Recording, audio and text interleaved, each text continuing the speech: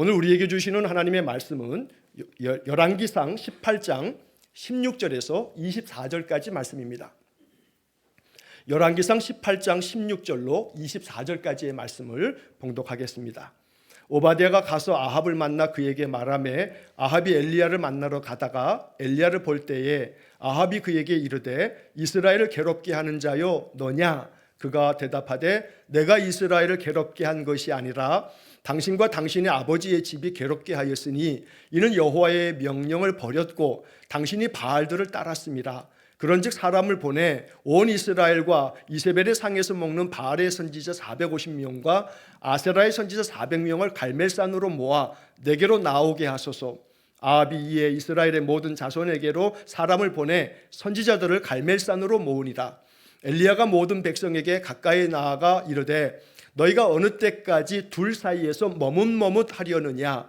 여호와가 만일 하나님이면 그를 따르고 바알이 만일 하나님이면 그를 따를지니라 하니 백성이 말 한마디도 대답하지 아니하는지라. 엘리야가 백성에게 이르되 여호와의 선지자는 나만 홀로 남았으나 바알의 선지자는 450명이로다. 그런즉 송아지 둘을 우리에게 가져오게 하고 그들은 송아지 한 마리를 택하여 각을 떠서 나무 위에 놓고 불은 붙이지 말며 나도 송아지 한 마리를 잡아 나무 위에 놓고 불은 붙이지 않고 너희는 너희 신의 이름을 부르라. 나는 여호와의 이름을 부르리니 이에 불로 응답하는 신 그가 하나님이니라. 백성이 다 대답하되 그 말이 옳도다 하니라. 아멘. 자, 우리 앞에 뒤에 옆에 분들하고 한번 인사 한번 하겠습니다. 손 한번 잡아주시면서 축복합니다 하고 한번 인사하겠습니다. 축복합니다.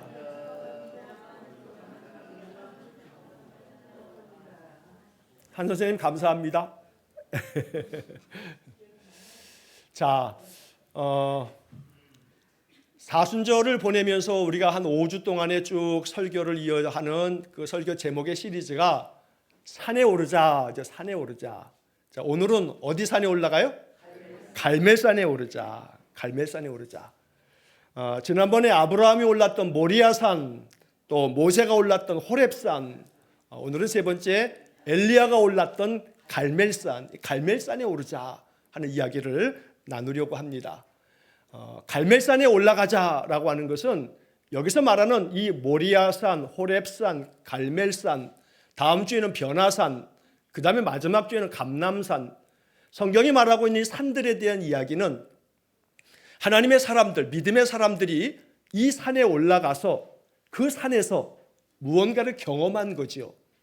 그들이 경험한 그 내용을 오늘날 우리들이 우리 시대에 내 삶에 비추어서 그들이 그 산에 올라가서 경험한 그 이야기가 나의 이야기가 되기를 바라는 마음으로 갈멜산에 오르자라고 하는 것은 여기서 가지고 있는 그 의미가 우리의 마음속에 또다시 생각할 거리가 되고 깨달음이 돼서 엘리야가 이 갈멜산에서 올라가서 거기서 경험했던 그 은혜를 우리도 경험하기 원하는 겁니다. 그래서 갈멜산에 오르자라고 하는 이 설교는 갈멜산에 올라가서 엘리야가 경험했던 그것을 나도 경험하기 원합니다. 내 삶에도 내가 갈멜산에 오르는 것처럼 그런 마음으로 내가 살겠습니다 라고 하는 그런 이야기가 되겠습니다.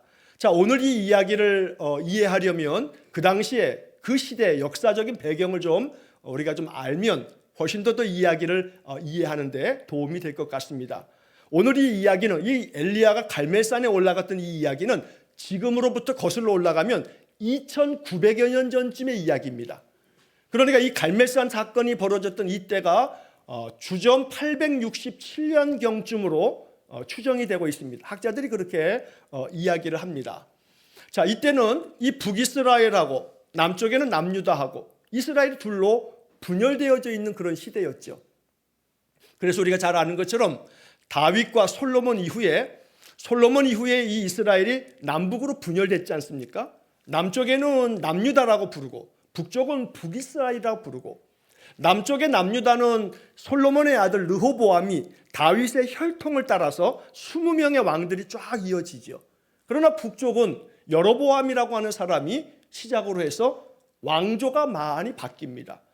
북이스라엘은 19명의 왕이 있었는데 구테타에 의해서 왕들이 쫓겨나거나 죽임을 당하거나 그러면 또 다른 사람이 왕이 되기도 하고 그럽니다.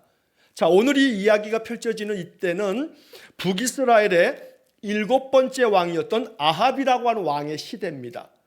아합의 아버지가 오므리라고 하는 사람인데, 이 오므리라고 하는 사람이 바로 그 직전의 왕이었던 시므리라고 하는 사람을 죽여버리고 자기가 왕이 됩니다. 오므리가. 그리고 그 오므리가 나라를 다스리고 난 다음에 그의 아들 아합이 이어서 왕이 된 겁니다. 북이스라엘의 순서대로 한다면 7번째 왕인데, 북이스라엘의 19명의 왕 중에서 제일 악독한 왕입니다. 아주 못된 왕입니다.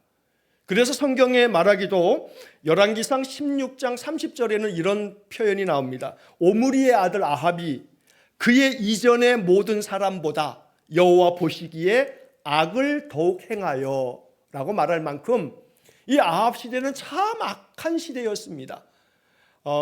그 중에서도 이 아합이 결혼을 했는데 누구랑 결혼했냐 하면, 우리가 역사에서 배울 때는 페니키아라고 하는 나라로 배웁니다만 성경에서는 두로와 시돈 이런 표현으로 얘기가 되는데, 여기 시돈이라고 하는 이 도시국가의 왕의 딸이었던 이세벨이라고 하는 여자랑 정략 결혼을 합니다. 아합이 이 이세벨이랑 결혼을 하면서 이 페니키아 땅은 바알과 아세라 신 우상을 섬기는 땅이었습니다.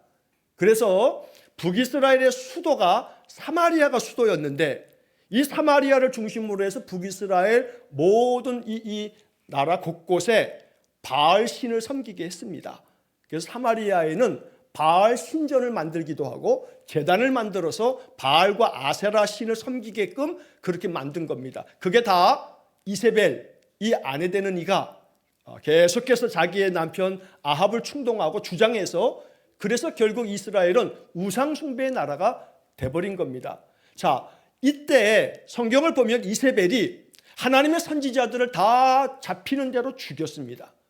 그래서 그 당시에 이 아합 왕의 왕궁에서 일을 도왔던, 요즘식으로 얘기하면 대통령실의 보좌관들쯤 될 겁니다.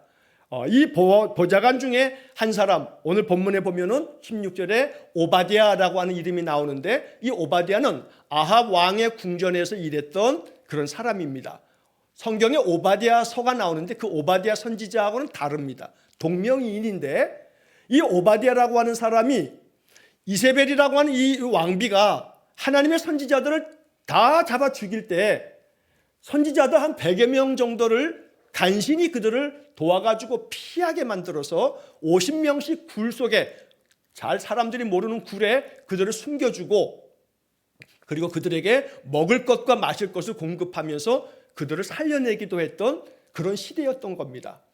자, 이런 시대가 오늘 이 사건이 벌어졌던 그런 시대입니다. 바알신이라고 하는 것은 풍요의 신입니다. 그리고 비를 내리는 신입니다.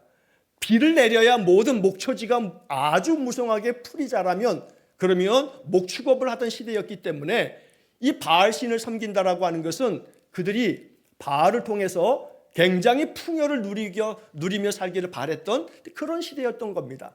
자, 그런데 풍요를 원하는 것만큼 그 풍요 속에는 사실은 굉장히 많은 악행들이 저질러졌습니다. 바알신이라고 하는 그 신상을 이렇게 보게 되면 바알신도 그렇고 아세라 신도 그렇고 고대 세계 우상들의 그 고고학적인 발굴을 보면 그 신상들이 보통은 여신들의 모습을 띠고 있는 신상이 많습니다. 그리고 여신들의 신상을 띠면서 이 신상의 모습들이 여자의 그 가슴의 유방을 주렁주렁 여러 개, 수십 개의 유방을 달고 있는 형상으로 우상들을 만듭니다. 이건 왜냐하면 다산을 의미하는 것이기도 하고, 그만큼 그들이 아주 풍성한 삶을 살기를 바라는 그런 뜻에서 이런 우상을 섬겼던 겁니다. 사실 이러한 바알과 아세라 우상으로 말미암아 하나님을 등져버리고 하나님의 선과 의와 정의를 다 팽개친 채 이스라엘 백성들은 아주 악독하게 불의를 행하는 그런 일을 서슴지 않았던 겁니다. 자, 그래서 하나님께서 이 북이스라엘의 이 악행에 대해서 심판하시려고 엘리야 선지자를 택하셔서 엘리야를 아합에게 보내서 이렇게 말씀합니다. 너희들이 하나님 앞에서 이 세상에 악을 행함으로 말미암아 내가 이 땅에 비도 내리지 아니하고 이슬도 맺히지 않게 하겠다. 수년 동안 그렇게 하겠다. 라고 선지자 엘리야가 아합에게 말을 합니다. 그리고 그 말 그대로 그 말이 있고 난 다음부터 이스라엘 땅에 우기가 되어도 비가 내리지 않습니다. 3년 동안 비가 내리지 않고 이슬도 맺혀지지 않아서 가뭄으로 인해서 극심한 고통을 겪게 되는 겁니다. 그러니까 당연히 아합 왕으로서는 누구 탓을 하겠어요? 엘리야 탓을 하죠. 엘리야를 잡기만 해봐라 죽여버리겠다는 분노가 끓어오르는 겁니다. 자, 그러던 차에 몇 년이 지났습니다. 거의 한 3년이 지나간 즈음에 하나님이 다시 엘리야 선지자를 하여금 아합에게 가서 말해라. 이제 내가 비를 내리겠다 라고 얘기하라 라고 말씀하시는 겁니다. 좀 전에 말씀드린 것처럼 바알신은 풍요의 신이면서 비를 내리는 신입니다. 그런데 3년 동안에 비를 내리지 않게 하심으로써 비를 내리는 것은 바알이 아니라 하나님이다 라고 하는 것을 나타내시는 건데 3년이 거의 지나간 다음에 이 엘리야가 하나님의 말씀을 받아서 하나님이 비를 내리실 거라 라고 하는 얘기를 이제 아합 왕에게 가서 해야 되는 겁니다. 자, 그래서 이제 이 엘리야가 아합 왕을 찾아가는 길에 누구를 만나냐 하면 오바댜를 만납니다. 왕궁에서 왕을 돕는 보좌관처럼 일하는 오바댜를 만나서 오바댜에게 말합니다. 왕에게 가서 엘리야가 여기 있다고 전해라 라고 말하는 겁니다. 말씀드린 것처럼 이 아합이 엘리야를 지금 찾기에 아주 혈안이 되어 있습니다. 엘리야 때문에 비가 안 온다고 생각하면서 엘리야를 잡으면 죽이려고 하는 겁니다. 자, 그런데 엘리야가 여기 있다고 전하라고 오바댜에게 가서 말을 하니까 오바댜가 엘리야에게 뭐라고 얘기하냐면 내가 못 갑니다. 가서 엘리야가 여기 있습니다 라고 말하면 왕이 그럼 엘리야를 잡아라 하고서 군사들을 보내서 찾아왔을 때 하나님의 영이 당신을 엘리야 선지자 당신을 다른 곳으로 옮겨 가셨을 때 당신이 만약에 없으면 내가 죽습니다 하고서 나는 갈 수가 없습니다 라고 2번이나 거듭 얘기할 때 엘리야 선지자가 아니다 하고 가서 왕에게 얘기해라 내가 여기 있다. 그래서 이제 이 오바댜가 아합에게 가서 이야기를 하는 겁니다. 자, 그 얘기가 이제 16절의 이야기입니다. 여러분 16절 좀 전에 읽었던 말씀이 16절이 이렇게 시작이 되죠. 오바댜가 가서 아합을 만나 그에게 말하매 이 얘기입니다. 자, 이 오바댜가 이제 아합에게 가서 얘기하고 엘리야가 여기 있습니다 하니까 이 아합이 엘리야를 찾으러 나아가서 엘리야를 만나게 됩니다. 그랬을 때 이제 이 엘리야에게 아합이 하는 말이 17절에 이스라엘을 괴롭게 하는 자여 너냐 네가 여기 있구나 하면서 이제 이 엘리야를 잡을 기세입니다. 너가 이스라엘을 괴롭게 했다. 네가 그렇게 말하고 난 다음부터 3년이 넘도록 비가 안 와서 가뭄으로 우리가 지금 극심하게 고통을 겪고 있으니 너 때문이다 하면서 이 엘리야를 지금 잡아 죽일 판입니다. 그들이 섬기는 바알의 신은 비를 내리는 신입니다. 3년이 넘도록 비가 내리지 않은 것이 엘리야 탓이라고 한다면 비를 내리는 바알의 신은 뭡니까? 아무것도 아닌 거죠. 결국 하나님께서 이러한 것들을 이 아합에게 알게 하시려고 하는 건데 이스라엘을 괴롭게 하는 자여 네가 여기 있구나 하면서 엘리야에게 소리칩니다. 그때 엘리야는 당당하게 말합니다. 내가 이스라엘을 괴롭게 한 것이 아니라 당신과 당신의 아버지의 집이 이스라엘을 괴롭게 하는 것입니다. 여호와의 명령을 따르지 않았고 바알을 따르면서 이스라엘을 악이 가득한 나라로 만들었습니다. 사실 이 아합 시대에는 윤리 도덕이 땅에 떨어질 만큼 권세자가 힘 있는 자가 가진 자가 아주 온갖 만행을 저지르는 그런 시대입니다. 불의가 가득한 시대입니다. 그래서 하나님께서 이렇게 엘리야를 통해서 아합에게 이야기를 합니다. 그러면서 이 엘리야가 이 아합 왕에게 얘기하기를 백성들을 다 불러 모시오. 당신들이 섬기는 바알의 선지자 450명, 아세라 선지자 400명, 그 선지자들을 다 불러서 갈멜산으로 데리고 오시오. 자, 이 갈멜산에 다 모여서 한번 겨뤄봅시다. 이제 그런 거죠. 그래서 송아지 2마리를 잡아다가 하나는 바알과 아세라 선지자들이 제단을 쌓고 그 위에다가 송아지를 올려놓고 나도 여호와를 위해서 제단을 쌓겠어. 그리고 그 2 송아지 중에 당신들은 당신의 신에게 기도하고 나는 여호와께 기도하여 불이 내리는 불로 응답하는 신이 참 하나님이 아니겠소? 라고 이렇게 이야기를 하는 겁니다.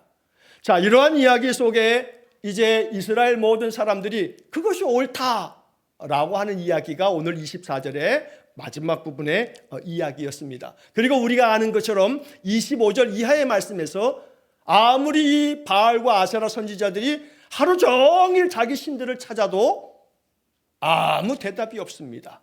왜냐하면 바알과 아세라는 거짓 아무것도 아닌 것이기 때문입니다. 그냥 인간이 만들어 놓은 우상에 불과하기 때문입니다.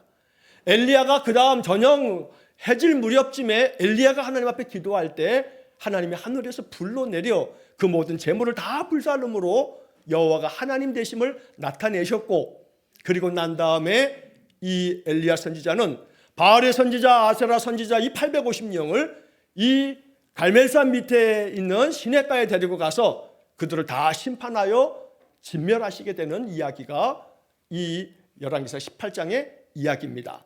자, 이러한 이야기의 배경 속에서 이제 이 갈멜산이 우리에게 주는 영적 의미가 뭐냐라고 하는 것을 이제 묵상하기를 원합니다. 자, 갈멜산이라고 할 때 이 갈멜이라고 하는 이름의 뜻부터 먼저 알 필요가 있습니다.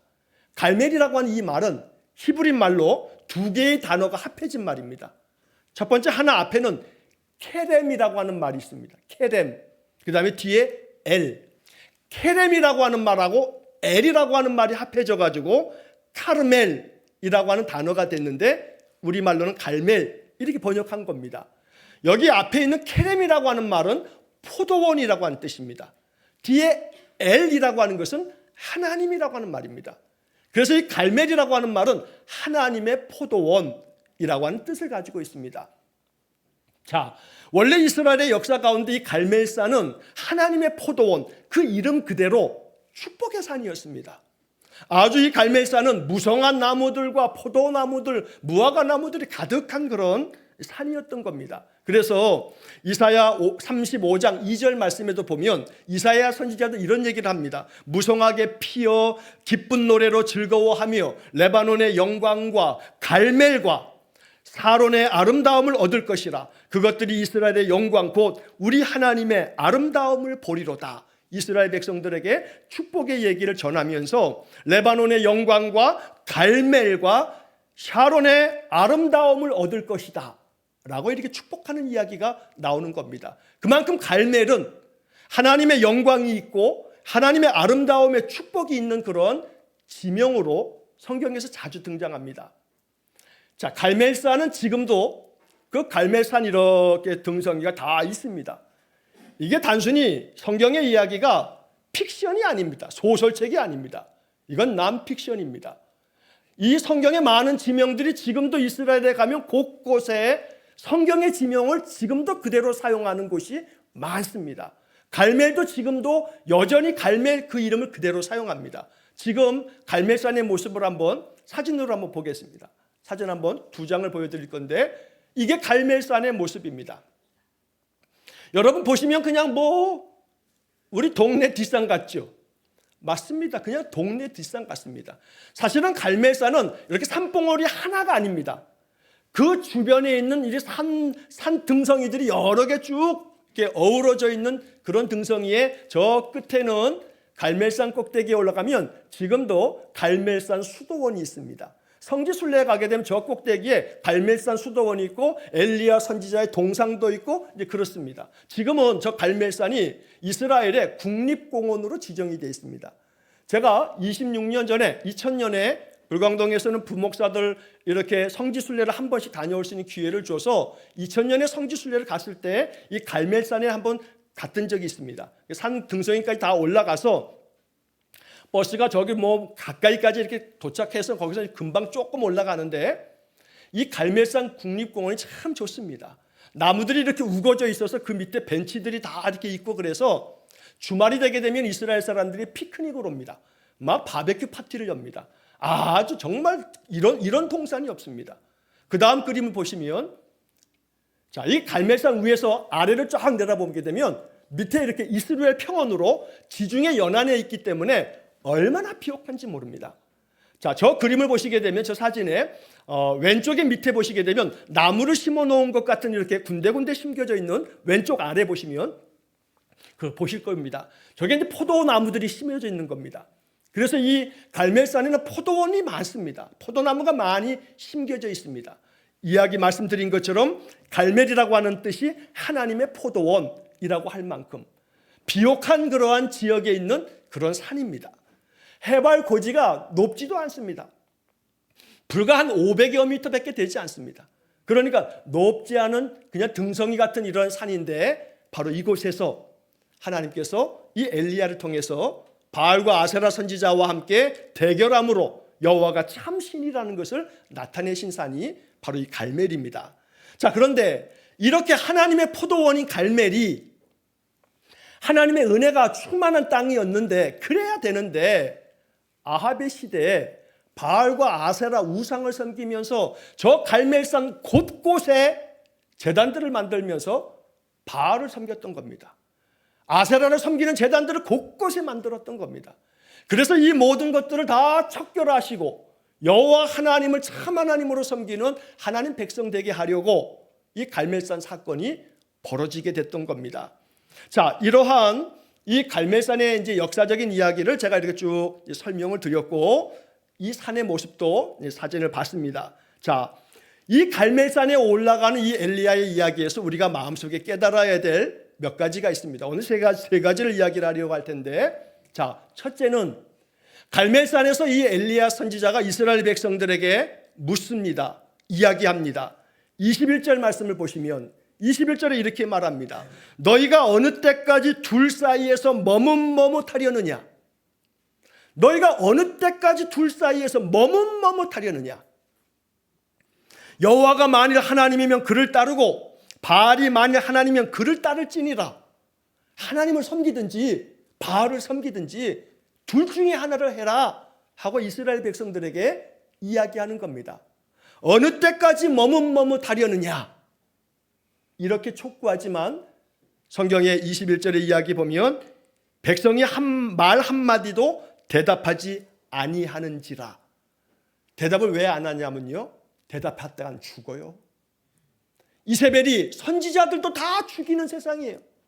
그러니까 우리는 여호와가 하나님 되심을 믿고 하나님을 따르겠다, 여호와를 따르겠다 그러면 당장이라도 붙잡혀 가서 선지자들이 죽임당하듯이 죽을 수도 있어요. 그러니까 백성들이 대답을 할 수가 없는 거죠. 21절은 백성이 말 한마디도 대답하지 아니하는지라 라고 이렇게 말하고 있는 거죠. 자, 여기 지금 이 엘리야가 얘기하는 이 이야기를 우리가 첫 번째로 마음속에 묵상하는 겁니다. 어느 때까지 마음에 이 둘 사이에서 머뭇머뭇하려느냐? 이거는 2900여 년 전에 엘리야가 이 아합의 시대에 여호와를 따르겠느냐 바알을 따르겠느냐 라고 묻고 있는 겁니다. 이 얘기를 2900여 년이 지난 오늘 2026년 오늘 우리에게 주시는 말씀으로 이 말씀을 재해석해야 합니다. 여러분들에게 이 말씀이 들려지는 겁니다. 엘리야가 그 당시 이스라엘 사람들에게 말한 얘기인데 이거는 성경에 기록됨으로써 나에게 주시는 말씀이 되는 겁니다. 엘리야를 통해서 나에게 하시는 말씀입니다. 너희가 어느 때까지 둘 사이에서 머뭇머뭇하려느냐 라고 이렇게 묻고 있는 겁니다. 그러면 상황은 다 다를 겁니다. 내용은 다 다를 겁니다. 그러나 내 마음속에 머뭇거리고 있는 것을 생각해 보시기 바랍니다. 무엇에 머뭇거리고 있는가? 여러분, 머뭇거리다라고 하는 말을 국어사전에서 보면 이렇게 풀이가 되어 있습니다.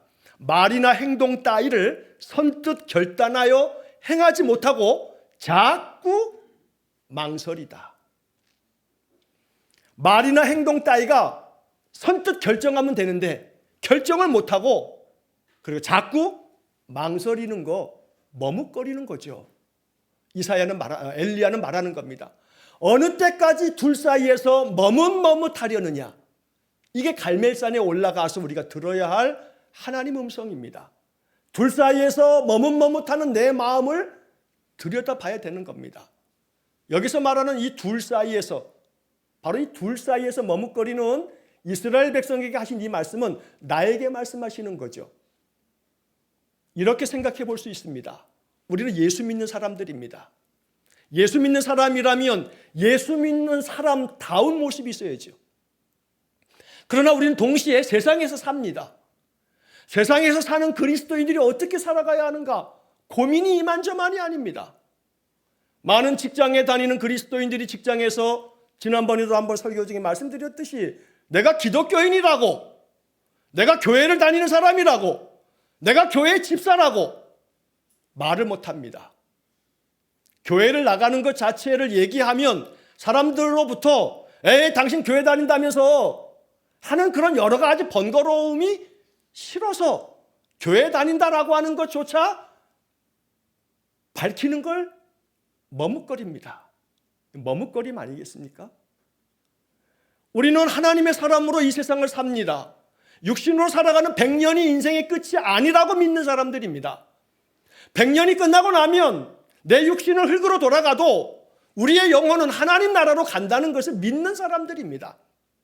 그러므로 이 짧은 인생을 살아가는 동안에 하나님 백성으로 내가 살겠다 하고 결정하고 예수를 믿는 겁니다.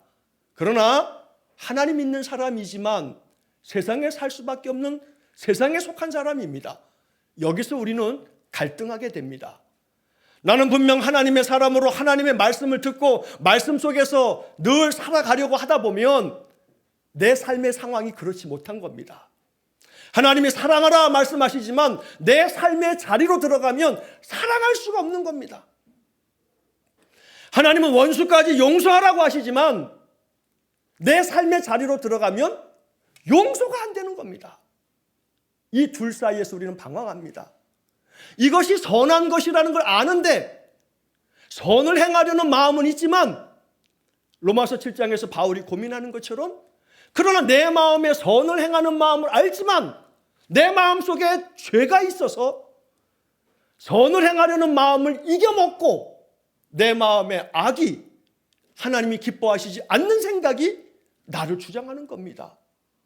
그러니까 이 죄 많은 세상에서 살다 보니 결국 우리는 하나님의 사람으로서의 정체성을 자꾸 잃어버리면서 사는 겁니다. 오히려 세상에 편승해서 세상 사람들처럼 살아갑니다. 그러면서 하나님의 사람이라고 하는 냄새도 안 납니다. 그리스도 예수의 향기를 풍기는 그리스도의 향기가 되라고 바울은 말하지만 우리에게서 예수 향기가 안 납니다. 다시 말하면 예수님 믿는 사람다운 인품이 없습니다. 성품이 나타나지 않습니다. 예수 안 믿는 사람과 별반 다를 것이 없습니다. 예수 믿는 사람다운 그런 모습이 별로 잘 느껴지지 않습니다. 우리 모두의 고민입니다. 둘 사이에서 머뭇거리고 있는 우리의 모습입니다. 그래서 하나님은 이 갈멜산에 올라오라, 갈멜산에 오르자 하는 말씀을 통해서 우리는 이것을 생각해 보는 겁니다. 어느 때까지 둘 사이에서 머뭇머뭇하려느냐.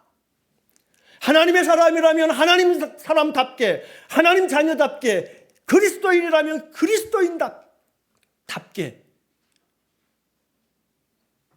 여호와가 너희 하나님이면 여호와를 따르고 바알이 너희 하나님이면 바알을 따르라. 너희 따를 자를 결정해라 라는 얘기를 듣는 것이 갈멜산이었다는 겁니다. 어려운 문제일 수 있습니다. 고민이 됩니다. 왜냐하면 세상에서 살아가면서 그리스도인으로서 향기를 바라면서 사는 것이 쉽지 않기 때문입니다. 하지만 우리는 이것을 고민하는 사람들입니다. 기독교 신자는 교회를 출석하는 사람이 아니라 교회에서 선포되는 말씀을 가지고 고민하는 사람들입니다. 어떻게 살아갈 것인가? 어떤 가치, 어떤 목적, 어떤 방향으로 살 건가? 이걸 끊임없이 마음속에 붙들고 사는 사람들이 그리스도인입니다. 그래야 지난 주일도 말씀드린 것처럼 100여 년 전쯤에 3.1운동이 있을 때 이 땅에 1700만 인구 중에 기독교인은 20만에서 30만, 2%도 안 되는 사람들은 예수의 향기였습니다. 그들의 영향은 지대했습니다. 민족 대표 33인 중에 16명이 기독교 지도자들이었습니다. 세상은 교회를 함부로 얕잡아 볼 수 없었습니다. 교회는 거룩했습니다. 교회만 가면 사람들이 변합니다. 술주정뱅이가 술을 끊습니다. 매일 연초투성이었던 자들이 담배를 끊습니다. 투전하고 도박만 했던 사람이 도박을 끊습니다. 그랬던 사람들의 삶의 변화는 교회를 통해서 세상을 번역해 갔던 겁니다. 그게 2%도 안 되는 100년 전 우리 신앙의 선배들의 삶의 모습이었습니다. 머뭇거리지 않았습니다. 그들은 일제강점기에 예수 믿는 믿음으로 신앙을 지키면서 만세운동을 벌이다가 제암리에서는 너무나 많은 사람들이 희생을 당하여 죽었습니다. 그러나 죽음조차 두려워하지 않았습니다. 그들은 대단한 성인들이 아니었습니다. 우리와 별반 다를 바 없는 우리 신앙의 선배들입니다. 우리 아버지, 우리 할머니들, 그들이었던 겁니다. 그들은 배움이 많지도 않았습니다. 무학자가 많았습니다. 그러나 그들은 말씀을 받으면 말씀 안에서 그 말씀을 가지고 어떻게 살아가야 되나 하면서 기도했던 사람들입니다. 어느 때까지 둘 사이에서 머뭇머뭇 하려느냐. 이게 갈멜산에서 듣게 되는 하나님의 음성이라는 겁니다. 그러나 이 이야기를 무겁게 듣지는 마시기 바랍니다. 이 이야기를 생각하면서 마음속에 사순절을 보내는 겁니다. 그리고 마음속에 기도하는 겁니다. 하나님, 내 힘으로 안 됩니다. 이 세상에서 기독교인의 정체성을 잃지 아니하고 예수 믿는 향기를 바라면서 내 마음에서 우러나오는 나의 인품이, 나의 성품이 사람들의 마음속에 저 사람 뭔가 좀 다르다, 저 사람 교회 다니는 사람인가 봐 라고 느껴지도록 우리의 말 한마디 한마디 속에 따뜻한 말이 담기고 우리의 행동 하나하나 속에 정직과 성실함이 담기고 말 한마디 한마디 속에 감사가 늘 배어 있고, 그러면서 사람들이 느낄 때에 저 사람 뭔가 다르네 하고 느껴진다면 그게 바로 머뭇거리지 아니하고 여호와가 하나님이시라고 믿으면서 하나님 따르는 사람들의 삶의 모습이 아니겠습니까? 갈멜산은 머뭇거림을 멈추는 산입니다. 더 이상 머뭇거리지 말라 하시는 산입니다. 이 산에 오르겠다는 얘기는 내가 머뭇거리지 않겠습니다. 예수의 가르침을 따르겠습니다. 하나님 말씀에서 배우는 교훈대로 살기로 결정합니다. 내 힘대로 잘 안 되지만, 내 의지로 잘 안 되지만, 그래서 기도하면서 하나님의 도우심을 받아 이 땅에서 하나님이 기뻐하시는 삶이 되도록 그렇게 살아가겠습니다. 성격조차 기도하면서 바꾸어 가겠습니다. 내 안의 성품이 예수님 닮아가도록 그렇게 주님을 따르겠습니다. 그래서 내 마음속에 진실한 마음이 솟아나와서 가정 안에서는 가족들을 잘 사랑하고 잘 섬기고, 일터에 가서는 더욱더 부지런하고 모범이 되어지고, 교회에 와서도 그리스도의 사람으로 우리가 아름답게 예배하고 하나님의 뜻을 받드는 그런 삶을 살겠다고 결정하는 산, 머뭇거리지 않는 산, 이게 바로 갈멜산이라는 겁니다. 날마다 이 산에 오르는 믿음의 사람 되시기를 간절히 축원합니다. 19세기 영국의 위대한 설교자였던 찰스 스펄전이 그의 설교 중에 이런 이야기를 해서 이것이 아주 유명한 말이 됐습니다. 머뭇거리는 신앙은 결국 우상을 선택하게 된다. 자꾸 머뭇거리다 보면 세상이 더 편리하게 내 마음을 끌어당기다 보니 예수 믿는 사람이라고 말 안 해도 그냥 이 세상에서 그렇게 살아가는 것이 더 나을 것 같은 마음에 자꾸 글로 따라가다 보면 스펄전이 말한 것처럼 머뭇거리는 신앙은 결국 우상을 선택하게 된다. 이 말씀이 우리 안에 경구가 되어서 마음 깊이 머뭇거림을 멈추고 여호와를 따르는 진실한 신자의 삶이 될 수 있기를 간절히 축원합니다. 자, 두 번째로 이 갈멜산에서 이 엘리야는 여호와가 하나님 되심을 그가 하나님이다 라고 선포합니다. 여러분, 좀 거칠게 표현하면 이거 아주 위험한 얘기 아닙니까? 만약에 불이 안 내리면요. 불이 안 내리면 다른 선지자들이 이세벨의 죽임을 당했던 것처럼 엘리야가 붙잡혀 죽임을 당합니다. 그러나 엘리야는 이 자리에서, 이 갈멜산에서 얘기합니다. 불로 응답하는 신, 그가 하나님이시다. 온 백성이 그 말이 옳다라고 이야기하고, 그래서 송아지를 가져다가 바알과 아세라 선지자들도 한 마리, 엘리야도 한 마리, 제단을 쌓고 이 송아지를 올려놓고 각자의 신에게 기도합니다. 그리고 우리가 잘 아는 것처럼 하나님께서 하늘로부터 불을 내리셔서 엘리야의 재물을 다 불사름으로써 여호와가 하나님 되심을 나타내신 겁니다. 갈멜산에서 우리는 이런 하나님을 만나게 됩니다. 다시 말해 불로 응답하시는 하나님을 만나는 산, 이게 갈멜산입니다. 갈멜산에 오르자라는 얘기는 이 산에 올라가서 불로 응답하시는 하나님을 만나겠다는 겁니다. 그 하나님을 만나야 됩니다. 여러분, 예수를 믿는다는 것은요, 하나님 만나는 겁니다. 보이지 않는 하나님, 보이지 않는 2000년 전에 이 땅에 오셨다가 하늘로 가신 예수님을 어떻게 만나냐 이 말이에요. 다름 아닌 감동을 주셔서 말씀을 통해서 우리에게 말씀하시는 하나님을 대면하는 겁니다. 불로 응답하신 신이 하나님이시다 라고 엘리야는 선포합니다. 그래서 우리는 엘리야처럼 갈멜산에 올라서 불로 응답하시는 하나님을 만나는 겁니다. 여러분, 여기 불로 응답하는 하나님, 2900여 년 전에는 정말 하나님 그렇게 해서 응답하셨지만 지금 오늘 우리에게 이 말씀이 어떻게 재해석되어야 하느냐, 사도행전 2장이 우리에게 답을 줍니다. 예수님께서 부활하시고 난 다음에 제자들을 만나셔서 40일 동안에 하나님의 나라를 말씀하시고 승천하셨습니다. 그리고 승천하실 때 제자들에게 너희는 예루살렘을 떠나지 말고 아버지께서 약속하신 것을 기다리라. 그래서 제자들은 120여 명의 성도들은 마가의 다락방에서 모여서 한 10여일 동안에 열심히 기도합니다. 기도할 때 뭐가 임합니까? 성령이 임하십니다. 사도행전 2장 3절에 보면 성령이 임하시는 장면을 기록하면서 불의 혀처럼 성령이 임하신다고 말하고 있습니다. 성령이 불같은 그러한 마음으로 우리에게, 제자들에게 임하셨다는 겁니다. 저는 이 말씀을 이렇게 이해하면 좋겠습니다. 성령이 불로 응답하시는 하나님이 우리 마음속에 성령을 부어주셔서 성령이 우리에게 임함으로 우리의 마음이 뜨거워지기를 축복합니다. 불로 응답하시는 하나님, 하나님 만나면 내 마음이 뜨거워지는 겁니다. 불이 얼마나 뜨겁습니까? 우리의 마음이 뜨거워진다면 여러분들은 갈멜산에서 불로 응답하시는 하나님을 만나신 겁니다. 이 하나님을 만나실 수 있기를 축복합니다. 나도 갈멜산에서 불로 응답하시는 하나님을 만나고 싶습니다 하고 기도하시기 바랍니다. 그러다 보면 어느 날 예배 중에 찬송을 부르다가 기도를 하다가 설교의 말씀을 듣다가 어느 한순간 내 마음이 뜨거워지는 마음을 느낄 수 있습니다.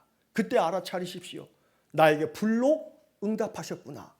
오늘 내가 갈멜산에서 하나님 만났구나 라고 여기시면 된다는 겁니다. 마음이 뜨거워지면요, 사람 안에 열정이 생깁니다. 여러분, 열정, 불로 응답하신 하나님을 만나면 내 마음속에 열정이 생깁니다. 그 열정은 우리로 하여금 의욕을 만들어내게 합니다. 열정이 있어야 의욕이 생깁니다. 그러나 외람되게도 세상을 살아가면 살아갈수록 청춘의 아주 끓는 피가 다 식어버리면 열정을 다 잃어버립니다. 안 됩니다. 흔히 세상 사람들이 말하기를 나이는 숫자에 불과하다, 그냥 좋은 문장이 아니라 우리 마음속에 갈렙처럼 85세가 되어도 이 산지를 내게 주셔서 그 갈렙의 열정 아닙니까? 이 열정이 갈렙의 의욕이었습니다. 의욕을 상실하고 계시다면 불로 응답하시는 하나님을 만나셔야 합니다. 의욕이 있으셔야 됩니다. 우스갯말로 나는 요즘 입맛이 없어서 먹는 의욕도 생겨지기를 축복합니다. 먹어야 삽니다. 골고루 잘 먹고 영양 보충해야 몸이 건강해집니다. 무엇이든 의욕이 생겨야 되지 않겠습니까? 자꾸 의욕을 잃어버리게 된다면 알아차리셔야 됩니다. 내 영이 병들었구나. 내 영이 병들었구나. 의욕이 없는 것은 나의 탓이 아닙니다. 의욕이 없는 것은 내 영이 병들었기 때문입니다. 이 병을 고쳐야 합니다. 어떻게 해요? 갈멜산에 올라 불로 응답하신 하나님을 만나셔야 합니다. 그 불이 내 마음에 임하여 내 마음에 열정이 타오르면 의욕이 생깁니다. 우리 안에 그런 의욕이 솟아나는 이 봄이 되기를 축복합니다. 우리 안에 무엇이든지 내가 감당할 수 있다, 해낼 수 있다, 하나님 날 도우실 거다, 하나님 나와 함께 계신다, 이 의욕이 충만하면 우리는 불로 응답하시는 하나님을 만난 겁니다. 나이가 들면 들수록 집에 쌓이는 것은 약봉투만 가득 쌓이죠. 지나간 주에도 저도 어머니를 모시고 병원을 좀 다녀왔습니다.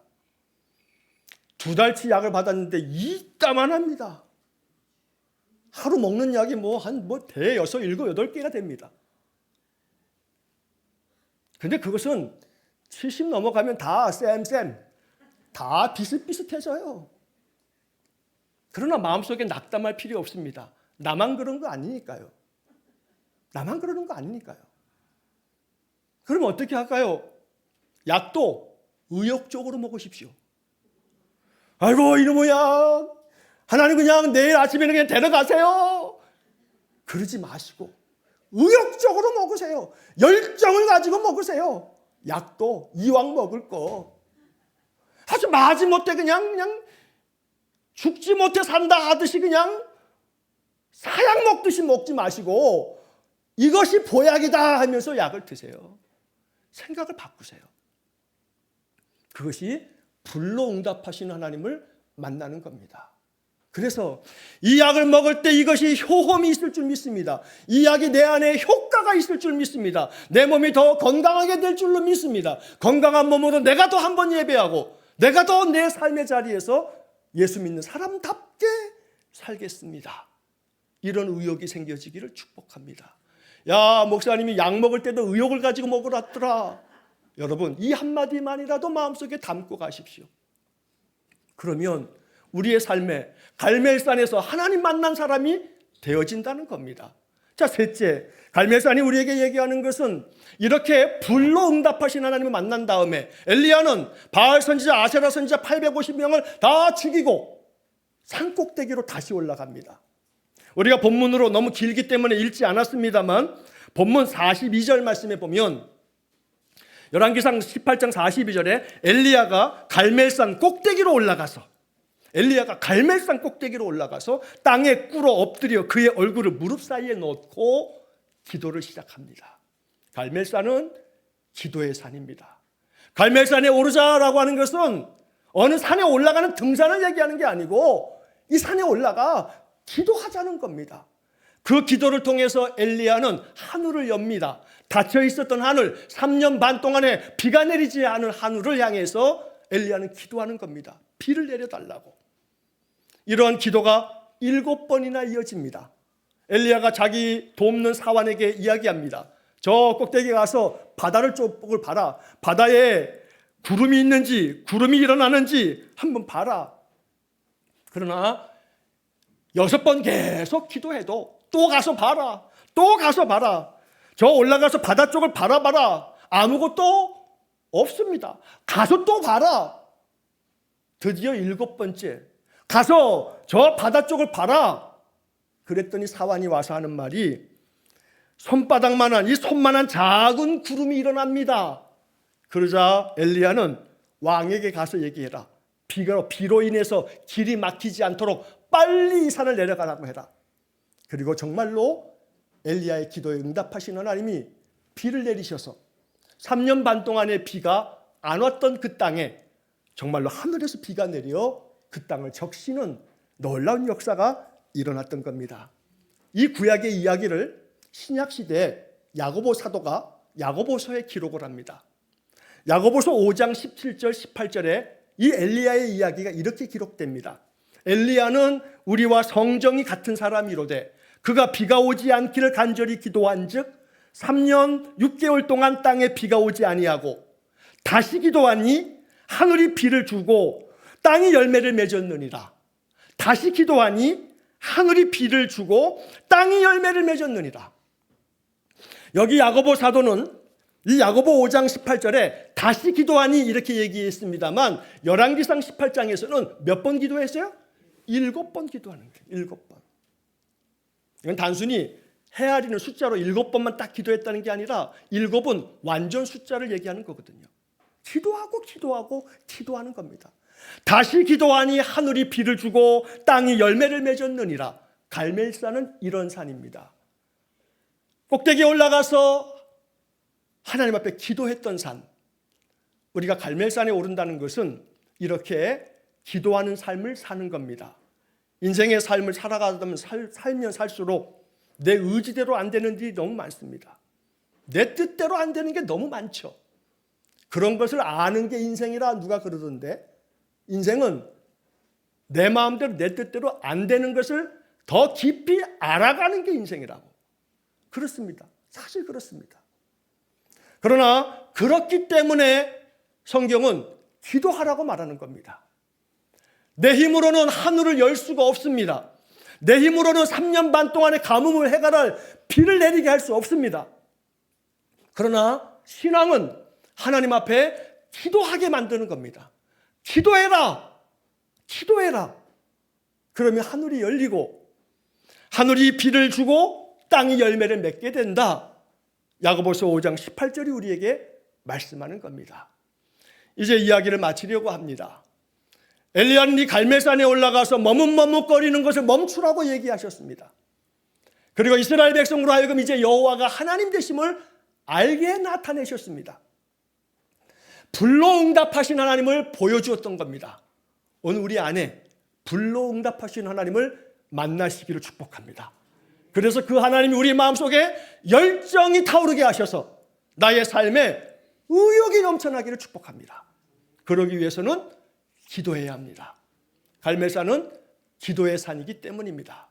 우리의 삶에 이 갈멜산에 올라 하나님의 그 놀라운 은혜를 보는 그런 삶이 될 수 있기를 주의 이름으로 간절히 축원합니다.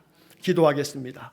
자비로우신 하나님, 엘리야처럼 갈멜산에 올라 더 이상 머뭇거리지 아니하고 하나님 백성답게 그리스도를 따르는 신자답게 우리가 살겠으니 우리의 마음에 감동을 주시고 불로 응답하시는 하나님이 불같은 성령으로 우리에게 임하사 우리의 마음에 뜨거운 열정이 솟아나게 하시고 그로 말미암아 삶의 의욕이 회복되게 하시고 그래서 여호와께서 기뻐하시는 삶을 살아나가는 우리 모든 성도들 되게 해 주옵소서.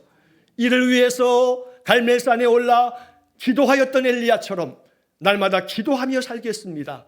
아침에 일어나 기도하며 하루를 시작하고 저녁에 하루를 마무리할 때 감사하며 기도로 하루를 마무리하듯 기도의 삶을 통해서 늘 우리가 갈멜산에서 하나님 만나 은혜 충만한 삶을 살기 원합니다.